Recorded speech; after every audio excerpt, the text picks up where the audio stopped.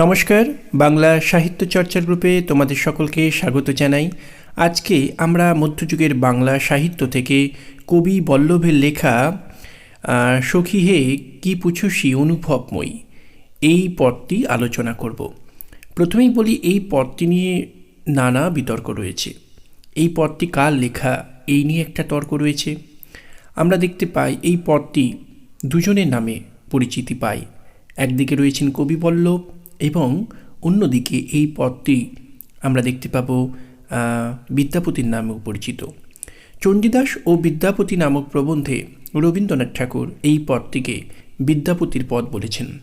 এমনকি আমরা দেখতে পাব বঙ্কিমচন্দ্র চট্টোপাধ্যায় তাঁর কপালকুণ্ডলা উপন্যাসেও এই পদটিকে বিদ্যাপতির পদ বলেছেন। কিন্তু পদকল্পতরুতে এই পদ আমাদের কবি বল্লভের নামেই পরিচিতি পেয়েছে বা তার নামেই নামাঙ্কিত। এখন এই পদটি বিশেষত্ব কোথায়? এই পদটি বলা যেতে পারে যে এই পদের বিশেষত্ব বলতে এই পদটি কোন পর্যায়ের অন্তর্ভুক্ত, এই নিয়ে একটা বিতর্ক তৈরি হতে পারে। কারণ হচ্ছে এই পদটি এর মধ্যে অনুরাগের লক্ষণ আছে, আবার কেউ বলবে এর মধ্যে মাথুরের লক্ষণ আছে, কেউ বা বলতে পারে এর মধ্যে আসলে সম্ভোগের চেতনা আছে। সম্ভোগের চেতনা বলতে কি না, আমরা তো জানি যে আমাদের শিরূপ গোস্বামী তার উজ্জ্বল নীলমণি গ্রন্থে যে শৃঙ্গার রস বা মধুর রস অর্থাৎ কৃষ্ণের প্রতি যে ভালোবাসা নিবেদন, কৃষ্ণকে ভালোবাসার বলা যেতে পারে ভালোবাসা দিয়ে প্রেম দিয়ে কৃষ্ণকে জয় করার প্রেক্ষাপটে যে রসের উপলব্ধির কথা বলেছেন, যাকে শৃঙ্গার বা মধুর রস বা উজ্জ্বল রস বলা হয়, তাকে দুই ভাগে ভাগ করা হয়েছে। একটা বিপ্রলম্ভ এবং অন্যটি হচ্ছে সম্ভোগ। এই বিপ্রলম্ভ এবং সম্ভোগ এই দুই প্রধান ভাগের মধ্যে আমরা জানি বিপ্রলম্ভ হচ্ছে মিলনের বিপরীত, আর সম্ভোগ মানে সেখানে মিলনের আনন্দটাকে গুরুত্ব দেওয়া হচ্ছে। এই সম্ভোগের কথা আবার কোনো কোনো বইতে নেই, সেখানে সম্ভোগের জায়গায় ভাবোল্লাস, ভাব সম্মিলন এই কথাগুলোও প্রচলিত আছে। আবার সম্ভোগকে আর একভাবে রসোদ্গারও বলা হয়, রসের উদ্গার, আনন্দের উদ্গার এই অর্থে। তো যাই হোক না কেন, এই যে সম্ভোগ আর বিপ্রলম্ভকে আবার চার ভাগে ভাগ করা হচ্ছে। আমরা জানি পূর্বরাগ, মান, প্রেম বৈচিত্র্য এবং প্রবাস। অন্যদিকে সম্ভোগকেও চার ভাগে ভাগ করা হচ্ছে, সেখানে তাকেও আমরা দেখতে পাচ্ছি সংক্ষিপ্ত, সংকীর্ণ, সম্পন্ন এবং বলা যেতে পারে সমৃদ্ধ এই অর্থে চার ভাগে ভাগ করা হচ্ছে। এবং পণ্ডিতেরা বলছেন যে আমাদের বিপ্রলম্ভের যে চারটি অবস্থা পূর্বরাগ, মান, প্রেম বৈচিত্র্য এবং প্রবাস, তার সঙ্গেই এই সম্ভোগের চেতনাগুলো যুক্ত রয়েছে। অর্থাৎ পূর্বরাগের সঙ্গে রয়েছে সংকীর্ণ, সংক্ষিপ্ত আমাদের পূর্বরাগ, তারপরে আমরা যেটাকে পূর্বরাগের পর মান বলছি, পূর্বরাগ মানের সঙ্গে রয়েছে সংকীর্ণ, তারপরে প্রেম বৈচিত্র্য, তার সঙ্গে রয়েছে বলা যেতে পারে সম্পন্ন, এবং সমৃদ্ধ অর্থে যে বলা যেতে পারে যে এই সম্ভোগ, সেটাকে প্রবাসের সঙ্গে দেখানো হচ্ছে। তার মানে এটা থেকে আমরা একটা জিনিস বুঝতে পারছি যে আলাদা করে সম্ভোগের কোনো পথ তার অস্তিত্ব অপেক্ষা তাকে বিপ্রলম্ভের দূরত্ব তার প্রেক্ষাপটে সেই মিলনের আনন্দকে রাখা হচ্ছে। এবং কেন সমৃদ্ধিমান যাই বলি না কেন, এই যে সম্ভোগের চেতনাকে প্রবাসের সঙ্গে রাখা হচ্ছে, সেটারও একটা তাৎপর্য আমরা এইভাবে ভাবতেই পারি যে প্রবাস, সেখানে নায়ক থেকে নায়িকার একটা দূরত্ব তৈরি হচ্ছে। কৃষ্ণ কংসবধের জন্য মথুরায় চলে যাচ্ছেন, ফলে সেই কৃষ্ণহীন যে বৃন্দাবন, সেখানে রাধার চেতনায় কৃষ্ণের অনুপস্থিতিটা শেষ পর্যন্ত একটা ভাবের জগতে মিলনের আনন্দ দিচ্ছে, যাকে আমরা ভাবোল্লাস বা ভাব সম্মিলন বলি। এই নিয়ে আগের দিন আমরা একটি আলোচনাও করেছিলাম। যাই হোক, তো তার মানে বোঝা যাচ্ছে যে দূরত্ব যখন বাড়ে তখন অনুভবে প্রিয়তম কৃষ্ণকে পাবার আনন্দটাও আরও গাঢ়তা পায়। সেই জন্যই না সংক্ষিপ্ত, সংকীর্ণ আর এই সম্পন্ন হয়ে সমৃদ্ধ যে সম্ভোগ, সেই চেতনাটা আসছে কোথায় না মাথুরের মধ্যে। যে মাথুর কিন্তু বিরহের কথা বলে, মানে বিরহের মধ্যেই পাবার আকাঙ্ক্ষাটা বেশি থাকে এবং কল্পনায় সেই পাওয়াটাকে গুরুত্ব দেওয়া হয়। কিন্তু সবসময় যে ভাব সম্মিলন বা ভাবের জগতেই কৃষ্ণকে পেতে হয় তা নয়, অন্যভাবেও আমাদের বৈষ্ণব পদকর্তারা লিখেছেন। আমরা যে কথা বললাম যে সিংহার রসকে দুই ভাগে ভাগ করা যায়, বিপ্রলম্ভ এবং সম্ভোগ।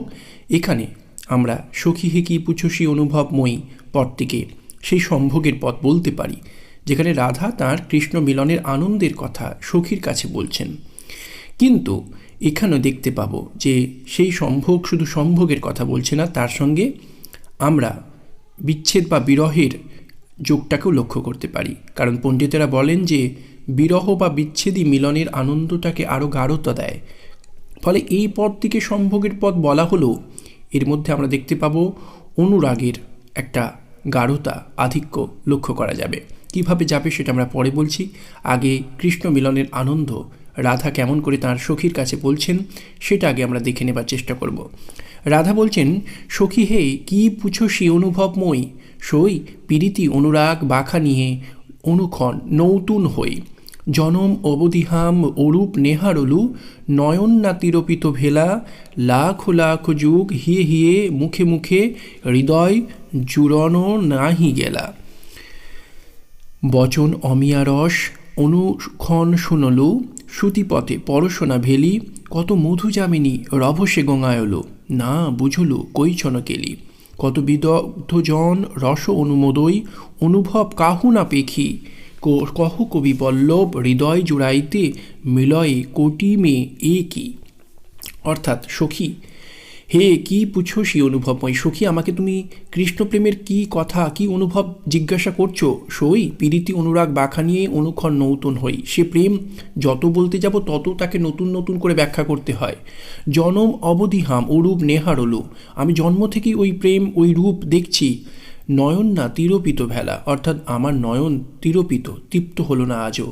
লাখ লাখ যুগ হিয়ে হিয়ে মুখে মুখে হৃদয় জুড়নো নাহি গেলা, লাখ লাখ যুগ আমি তাকে হৃদয়ের মধ্যে ধারণ করলাম, তবু আমার হৃদয় জুড়লো না, তৃপ্তি পেলাম না। বচন অমিয়া রস অনুক্ষণ শুনলু, শ্রুতিপথে পরশনা ভেলি, তাঁর বচন কৃষ্ণের বচন আমার কাছে অমিয়া রস মধু, সেই রস যেন আমার কাছে অমৃতের সমান। তবু আমার শ্রুতিপথে পরশনা ভেলি, আমার কান আমার কর্ণ আমার শ্রুতিপথ তৃপ্ত হলো না। কত মধু যামিনী, কত মধুর রাত্রি রভসে গঙ্গা হলো, অর্থাৎ আনন্দ রসে কাটিয়ে দিলাম, না বুঝলো কৈছন কেলি। কিন্তু তারপরও আমি যেন সেই কেলি, সেই প্রেম, তার স্বরূপ আমি যেন ব্যাখ্যা করতে পারছি না। কত বিদগ্ধজন রস মনোমোদয় অনুভব কাহু না পেখি, কত বিদগ্ধজন পণ্ডিতেরা রসের ব্যাখ্যা করেন, কিন্তু অনুভব কাহু না পেখি, কিন্তু কেউ কি সেই রস ব্যাখ্যা করতে পারবেন? কোথাও আমি সেই রসের স্বরূপ কারো আলোচনায় কারো ব্যাখ্যায় ধরতে পারি না। কহ কবি বল্লভ হৃদয় জুড়াইতে মিলয়ে কোটিতে কোটি মে একি, অর্থাৎ হৃদয় জোড়াতে কৃষ্ণের যে প্রেম, সেই প্রেম আসলে কোটিতে এক। এই যে বলা যেতে পারে কৃষ্ণ প্রেমের কোনো তুলনা হয় না। এখানে শেষ পর্যন্ত কবিবল্লভ বললেন যে রাধার যে কৃষ্ণ প্রেমের আনন্দ, কৃষ্ণের প্রেমের যে স্বরূপ, তার কোনো ব্যাখ্যা হয় না, কোটিতে তা এক, তার জগতে তার কোনো দৃষ্টান্ত বা তুলনায় চলে না। এখন এই যে পদ, এই পদে আমরা দেখলাম রাধা তার কৃষ্ণ প্রেমের গভীরতার কথা বলছেন। কৃষ্ণের প্রেম তিনি মুখে ব্যাখ্যা করতে পারছেন না, বারবার সেই প্রেম ব্যাখ্যা করতে গেলে তা প্রতি মুহূর্তে নতুন থেকে নতুনতর হয়ে ওঠে। তার হৃদয়ে কৃষ্ণকে তিনি সারা জীবন ধরে রেখেছেন, হৃদয়ে ধারণ করেছেন, তাও তার হৃদয় তৃপ্ত হচ্ছে না। তার মধুর বচন শুনেও তার কর্ণ, তার কান যেন তৃপ্ত হচ্ছে না। কত মধুযামিনী তিনি তার সঙ্গে কাটিয়েছেন, তবু তার কাছে সেই প্রেমের রহস্য আজও অধরা।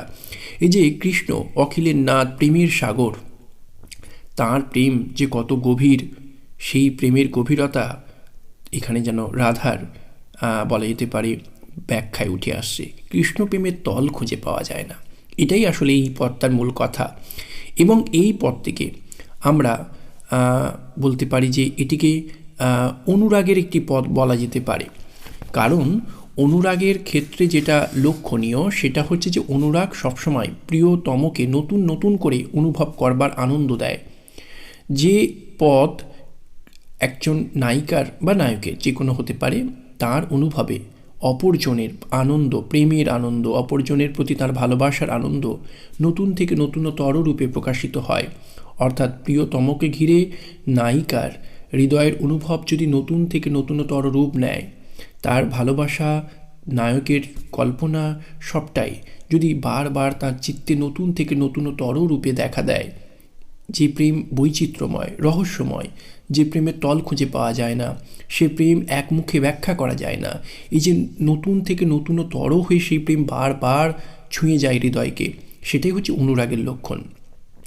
যে জন্য উজ্জ্বল নীলমণিতে রূপগোস্বামী বলেছিলেন যে সদানুভূতমপি য কুর্যান্ন বনবং প্রিয়ম, অর্থাৎ সদা অনুভূত প্রিয়তমের উপলব্ধি রাগ ভবন্য বনব সোহানুরাগ ইতির্যতে।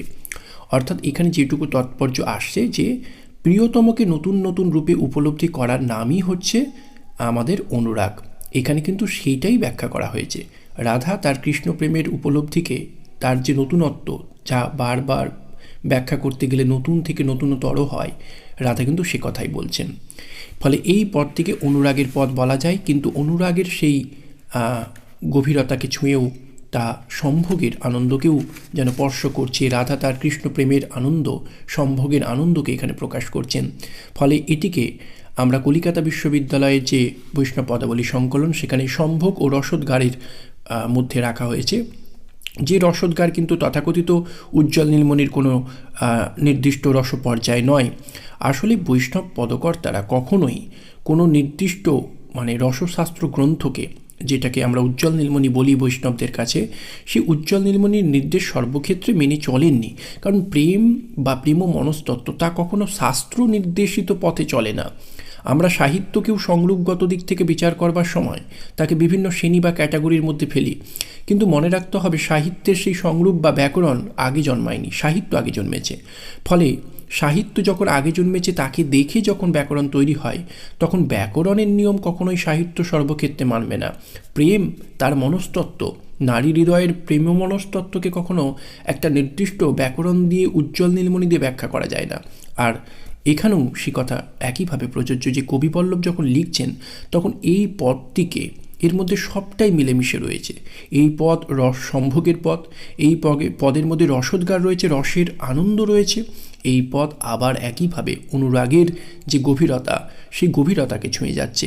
আবার কেউ বা বলেন এই পদ আসলে মাথুরের পদ, অর্থাৎ মাথুরের মধ্যে যে বিরহের একটা সুর থাকে, এখানে কিন্তু সেই বিরহের সুর সেইভাবে নেই, কারণ এখানে তো আনন্দের কথা আছে, মিলনের কথা আছে। মিলনের আনন্দকেই কতভাবে প্রকাশ করা যায়, সেটাই আমাদের রাধিকা সখীর কাছে বলেছেন।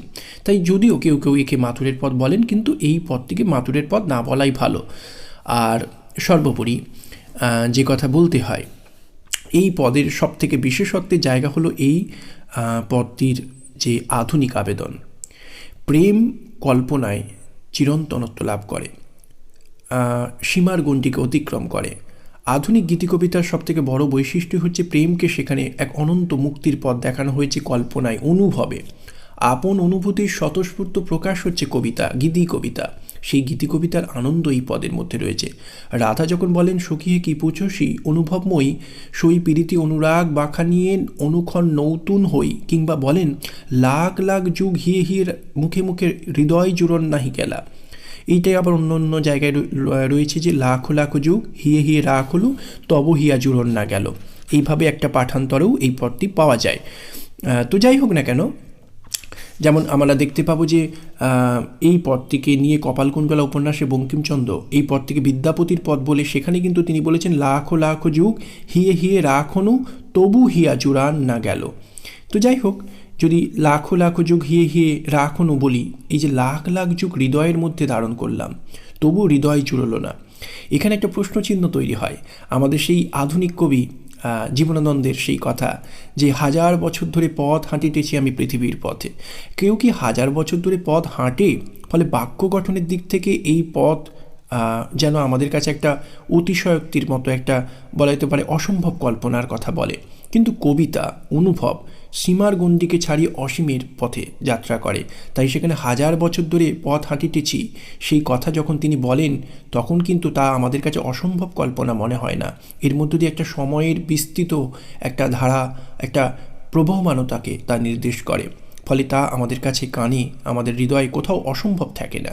এই যে কবি বলেন হাজার বছর ধরে পথ হাঁটিতেছি, এখানেও আমরা দেখতে পাচ্ছি রাধা বলছেন কি না, লাখো লাখো যুগ হিয়ে হিয়ে রাখ হলো, লাখ লাখ যুগ তিনি হৃদয়ে কৃষ্ণকে ধারণ করেছেন। এখন এখানেই প্রশ্ন তৈরি হয় যে লাখো লাখো যুগ হিয়ে হিয়ে রাখনো রাধা যে বলছেন, লাখ লাখ যুগ কেমন করে হৃদয়ে রাখা সম্ভব? রাধার বয়স কত? এই সমস্ত প্রশ্নগুলো তৈরি হয়। আমাদেরকে মনে রাখতে হবে যে রাধাকৃষ্ণ তো প্রাথমিকভাবে লৌকিক রাধাকৃষ্ণ, জীবাত্মা পরমাত্মা নন, তারা একজন নায়ক নায়িকা। তাহলে নায়িকা কেমন করে নায়ককে হৃদয়ের মধ্যে চিরন্তন করে রাখতে পারেন, লাখ লাখ যুগ ধরে রাখতে পারেন? এই আসলে নায়িকার নায়ককে ঘিরে যে আবেগ, অনুভূতি, তার যে কল্পনার সঞ্চরমানতা, সেটাকে নির্দেশ করছে। যেমনভাবে জীবনানন্দ বলেন হাজার বছর ধরে পথ হাঁটিতেছি, প্রেমকে এখানে সীমার গণ্ডি ছাড়িয়ে অসীমে মুক্তি দিয়েছেন। তাই তিনি বলেন লাখো লাখো যুগ হে হে রাখ হলো। আবার এটাকে অন্যভাবেও ব্যাখ্যা করা যায়, এর একটি অর্থবোধক অর্থও রয়েছে। সেটাকে আমরা এইভাবে ভাবতে পারি যে রাধার সঙ্গে কৃষ্ণের সম্পর্ক তো এককালের নয়, চিরকালের। রাধা কৃষ্ণ তারাই পূর্বে ছিলেন, কখনো তারা রাম সীতা, কখনো বা তারা বিষ্ণু এবং লক্ষ্মী। এই যে অবতার, বিভিন্নভাবে বিষ্ণুর অষ্টম অবতার হিসেবে আমরা কৃষ্ণকে কল্পনা করি। ফলে কৃষ্ণের সঙ্গে রাধার সম্পর্ক তো শুধু কৃষ্ণ রাধা হিসাবে ওই বৃন্দাবনের সীমায় বদ্ধ নয়, তার আগেও আমরা তাদেরকে পাবো। আমরা ত্রেতা যুগ, সত্যযুগে যেভাবে বিষ্ণুকে, লক্ষ্মীকে, কিংবা আমরা বলতে পারি যেভাবে রাম এবং সীতাকে পেয়েছি, তাদের যে অনন্ত সম্পর্কের যে চিরন্তনত্ব, সেই প্রেক্ষাপটটাই যেন এই লাখো লাখো যুগ হিয়ে হিয়ে রাখ হলো শব্দের মধ্যে ব্যঞ্জিত হয়। ফলে লৌকিক নায়িকারূপে নায়ককে ঘিরে তার হৃদয়ের যে অনন্ত বিস্তার, এ যেন সম্ভোগের পথ হয়েও এ আসলে যেন আমাদের কাছে মনে করিয়ে দেয় এই নিছক সম্ভোগের পথ নয়। আমরা আগেও বলেছি নিছক সম্ভোগের পথ বৈষ্ণব পদাবলিতে কম, সেখানে ভাবের জগতে রাধার মিলনকেই বেশি করে দেখানো হয়েছে। কৃষ্ণ মথুরায় চলে গেছেন, রাধা কল্পনায় কৃষ্ণের সঙ্গে মিলিত হচ্ছেন। ফলে কল্পনায় যেখানে মিলন, সেই মিলনের আনন্দ তো চিরন্তন, এখানে সেই চিরন্তনত্বকে দেখানো হচ্ছে। ফলে লৌকিক দিক থেকে সাহিত্য রসের আবেদনকে যেমন সে তৃপ্ত করছে, আবার আমরা যদি বলি জীবাত্মা পরমাত্মা, তাহলে জীবের সঙ্গে পরমাত্মার সম্পর্ক তো অনন্তকালের। আবার অন্যভাবে রাধাকৃষ্ণ তারাই তো রাম সীতা এবং আমাদের বিষ্ণু লক্ষ্মী। ফলে এই সম্পর্কের পরম্পরা ধরলে একটা আধ্যাত্মিক লৌকিকতার সীমাকে অতিক্রম করে সেই দিক থেকে মাথায় রাখলেও এই সম্পর্ক সত্যি তো লাখ লাখ যুগ সেই সময়কালটাকে স্বীকৃতি দেয়। তো এইভাবেও আমরা ভাবতে পারি। তো আর যে কথা বলবো, এই পদটি কবি বল্লভের নামে হলেও আমরা আগেই বললাম কপালকুণ্ডলা উপন্যাসে বঙ্কিমচন্দ্র এই পদটিকে তুলে ধরেছেন আমাদের বিদ্যাপতির নামে। চণ্ডীদাস ও বিদ্যাপতি প্রবন্ধেও রবীন্দ্রনাথ পদটিকে চিহ্নিত করেছিলেন বিদ্যাপতির নামে, যদিও তিনি তার পদরত্নাবলী সংকলনে এটিকে কবি বল্লভের ভণিতাতেই দেখিয়েছেন, যেমন করে পদকল্পতরুতে পাওয়া যায়। তো আজকের আলোচনা আমাদের এখানেই পরিসমাপ্ত। আমাদের আলোচনা ভালো লাগলে অবশ্যই আমাদের চ্যানেলটির সঙ্গে থাকবেন। সকলকে ধন্যবাদ জানাই।